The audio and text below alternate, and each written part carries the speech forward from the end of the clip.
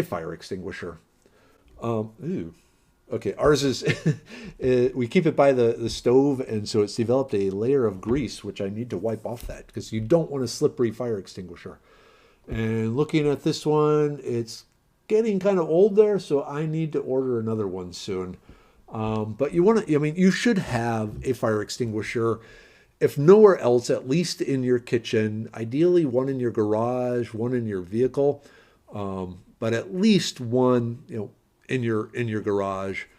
Sorry, in your kitchen, because that's where most likely there's going to be fire. But when you're cooking, grid down cooking situation, cooking in your garage or something, along with the CO2 monitor, sorry, the carbon monoxide monitor that I mentioned earlier, you probably want to have a fire extinguisher nearby too. So fire extinguisher, especially if there are a bunch of trees down in your neighborhood and a fire truck can't get to you very quickly.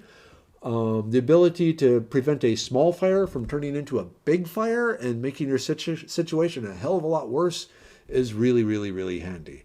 So a fire extinguisher, what they call the home-based one, please, please, please, if nothing else, have this just for day-to-day living. But fire extinguisher, really, really good. Keep an eye on it. Like I said, we're leaving the green and going into the red. So it is good that I did this tonight because now I know I need to pick up a new fire extinguisher. So you should check them. Okay, that is all the stuff I had to present for the 72-hour emergency kit. Hopefully you got some information.